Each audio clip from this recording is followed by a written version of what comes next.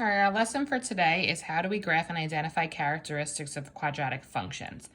So we learned about quadratic equations. The quadratic equations are in the form ax squared plus bx plus c equals 0. A quadratic function can be written in the form y equals, or f of x equals, ax squared plus bx plus c, where a is not equal to 0. That basically means that our function has a degree of 2. Again, it has to have x squared in it, and that would be the highest exponent. So like x squared, y equals x squared minus 1, y equals x squared plus 3x plus 7, something like that would be a quadratic function. When you graph quadratic functions, it forms a U shape. It's called a parabola. All right, so that U, it could either be like an upside down U or like a regular looking U, depending upon what A is. All right, so it's not a line quadratic function, it's like a linear function is. It's a quadratic function. It has a specific picture called a parabola. Every parabola has either a minimum point, depending upon if it's a regular shaped U, or a maximum point if it's an upside down U. This minimum or maximum point is called the vertex or turning point of the parabola. For every parabola that you graph, a vertical axis of symmetry can be drawn. Axis of symmetry is just a line of symmetry. So it basically just cuts the parabola in half. All right, it's almost like a mirror image. All right, you're cutting it in half, and it could be folded on top of itself. All right, it's always vertical. Then we have what's called the roots of the quadratic equation. The roots are like the x-intercepts. It's where the graph hits the x-axis. All right, here's our axis of symmetry, by the way, of this one. Here's our minimum point or vertex or turning point. And of course, we have a y-intercept, just like we do with lines. The y-intercept is where the graph hits the y-axis. So in this case, here's our y-intercept. All right, so here's my function over here. This is a quadratic function. I know that because it's the shape of a parabola. All right, so I have my axis of symmetry. My axis of symmetry is the line that cuts it in half. Again, my x-intercepts are like the roots where the graph hits the x-axis. My vertex is my minimum point in this case, or it could be a maximum if it's upside down. And the y-intercept is where the graph hits the y-axis. So this is my example here. F of x equals x squared minus 2x minus 3. All right. If I want to actually graph this myself, I can do that in my calculator. So I'm going to go to y equals, right, because y equals is where the functions go. And I'm going to type in the equation. The equation is x squared minus 2x minus 3.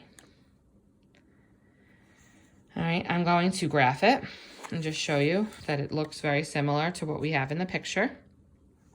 I'm also going to take a look at the table, second graph, and take a look at it. And what do you guys actually notice if you're looking from the values from -2 to +4? You can see that these values repeat, right? So let's say, copy this down. I have -2, 5. I have -1, 0. I have 0, -3. I have 1, -4. I have 2, -3. I have 3, 0, and then I have 4, 5. If I look at that. Now notice these y values repeat themselves. Now functions, it's okay for y values to repeat, just not x values. But that's why they're very symmetrical, because they have this repeating y value pattern, as you might have seen in the eMath instruction video. Notice that this is our minimum point because it has the lowest y value. All right, notice how that's our minimum point here. So our vertex is +1, -4. That's our vertex. It's a point. Our axis of symmetry is the line, vertical line, x equals 1. Again, it's x equals 1 because it cuts through the x-axis. So our axis of symmetry is an equation, and it's just the x value that it cuts through. Right, so that's that. It's also, you can see it's the axis of symmetry because it's in the middle of our table, and it splits the table into half. It's almost like a mirror image of itself. Just like here, if I were to flip this side of the parabola on top of this side, it's a mirror image of itself.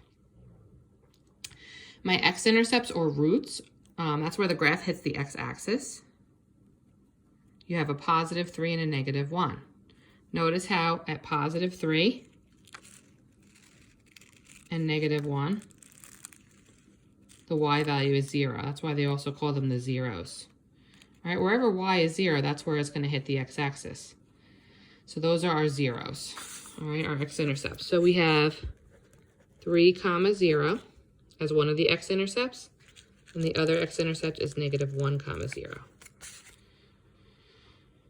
Our y-intercept is where x is 0, right? So where x is 0, our y-intercept is 3. So that's our 0, negative 3.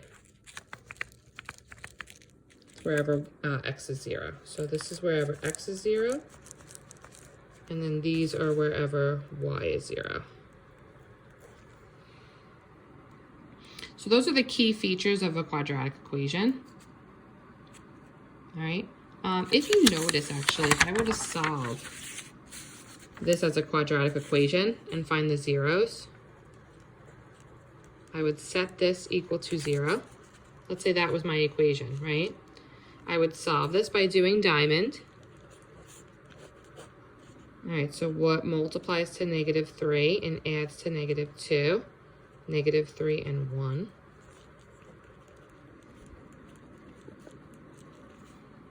But remember, I would have to set each factor equal to 0. So I have x minus 3 equals 0. So if I add 3 to both sides, I'm left with x equals 3. Notice how 3, 0 is my first x-intercept. My x plus 1 equals 0, I would subtract 1, leaving me with x equals negative 1. Notice how negative 1, 0 is my other x-intercept. So, like we said before, the roots of the quadratic equation are its solutions. They're also known as x-intercepts or 0.